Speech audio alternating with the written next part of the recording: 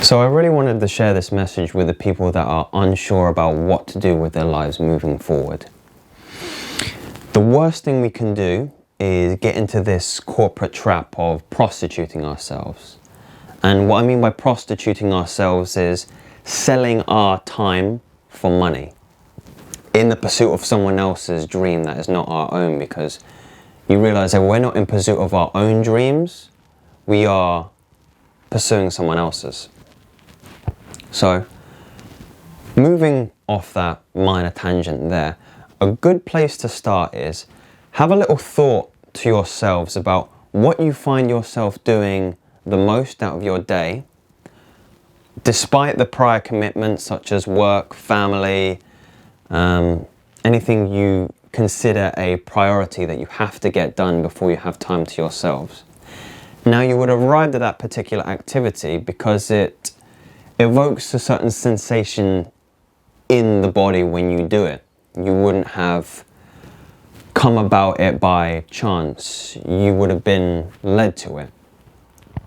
Now, I know what you mean, or I know what you might say in the fact that I might spend most of my time watching YouTube videos about online gaming, for example.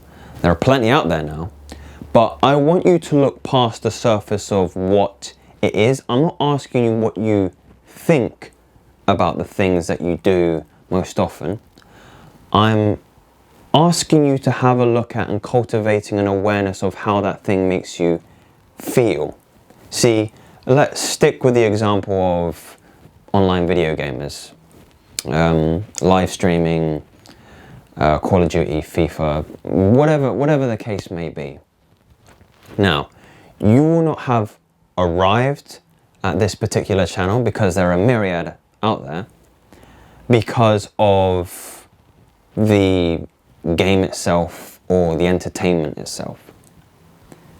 You might have arrived and continue to subscribe to this individual because they are a comedian, they make you laugh, they are unique in the way they present their art to you. And this is something you value, this is something you resonate with, you have a certain frequency, you're on the same wavelength as this particular individual.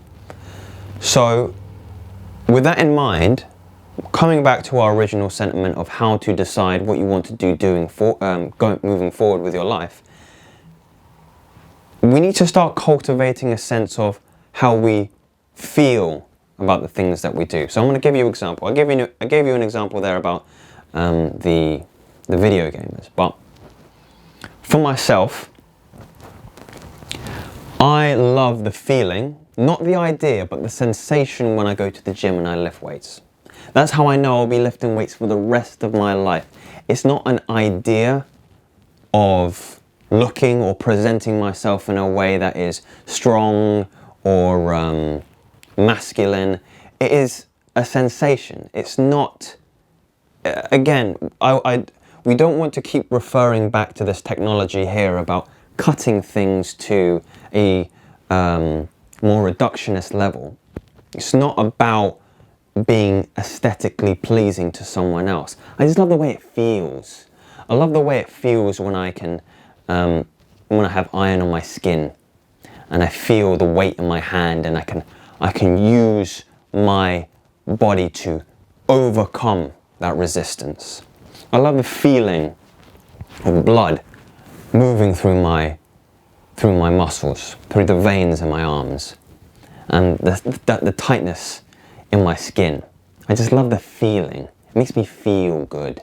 And that's why I continue to perpetuate the practice of weightlifting. And I will continue to perpetuate it. And that's what led me to becoming a personal trainer and a health promotion instructor and a myriad of other occupational titles that, again, perpetuate the notion of not just weightlifting, but physical activity. This example is relevant because you'll start to realize if you follow the sensation you get when you do a certain thing, it will lead you down a path that is going to enable you to benefit from it monetize it, to financially benefit from it. And we, again, cannot be referring back to using this technology to create a surface level identity of what it is. Because we are being tricked.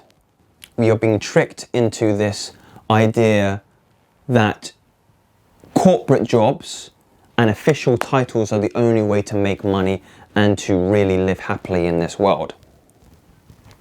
And if you don't agree with me, go and be a banker, go and be a lawyer, go and do all these corporate occupations that will suck your soul dry and leave you an empty shell. Because I guarantee you, all of these individuals are miserable, they are horribly depressed, they are neurotic, they have pain, and they are not having a good time. They look good though, they have all the trappings of success, but underneath the skin, they are really suffering. It's important for me to relay that information to you because we can get convoluted, we can get, again, tricked by this technology, tricked by society into thinking this is the way we need to move. And it's a great trick because, again, the trappings, the success, the cars, the money, the nice clothes and technology, phones, things of that nature, they look like what successful people look like. Sorry, not successful people, happy people, people who are enjoying themselves. That's what happy people look like. They have all the trappings of wealth and success, but we cannot indulge these ideas too much because you can never cultivate, you can never ascertain the feeling of these individuals. It's only a surface level analysis. You can rarely get underneath the skin. So again, I'm starting to digress here, but we need to come back to our intuition.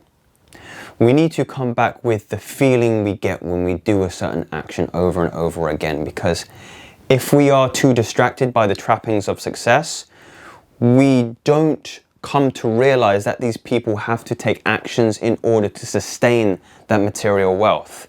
You may see the car, you may see the money, but you are failing to see and feel the experience that is happening inside their bodies when they are doing the hard labor that they need to do in order to keep these things. The paperwork and the tedious office and administrative work. It's not fun at all. It's not good. So,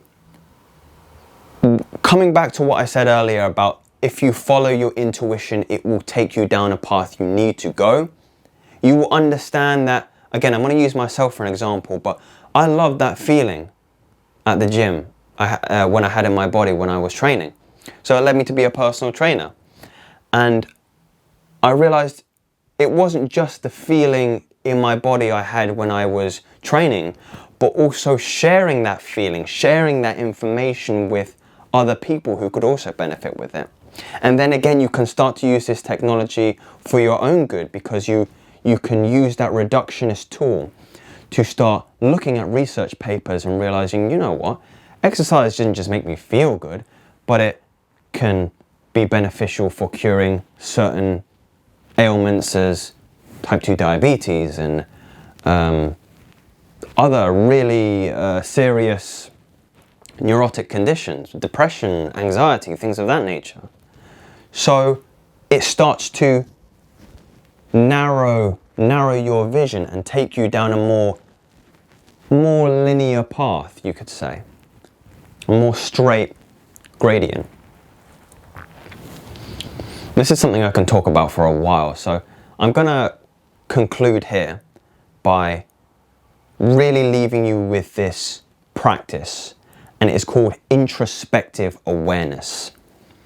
Introspective awareness or mindfulness is simply becoming more present with ourselves when we are doing a certain task, when we're experiencing a certain practice. It could be speaking, for example. I love to speak. I love practicing how I communicate with other people. I like the sensation I get in my body, in my throat, and the vibrations I feel when I'm communicating to you. And I love it. I love it. I love the way it's a game, and I can better articulate myself, and I'm going to get much better at this. But chase the sensation, chase the feeling, and the rest will follow. And if this is something that you resonate with and you've experienced that feeling, subscribe, like, and there's plenty more content around this topic coming up.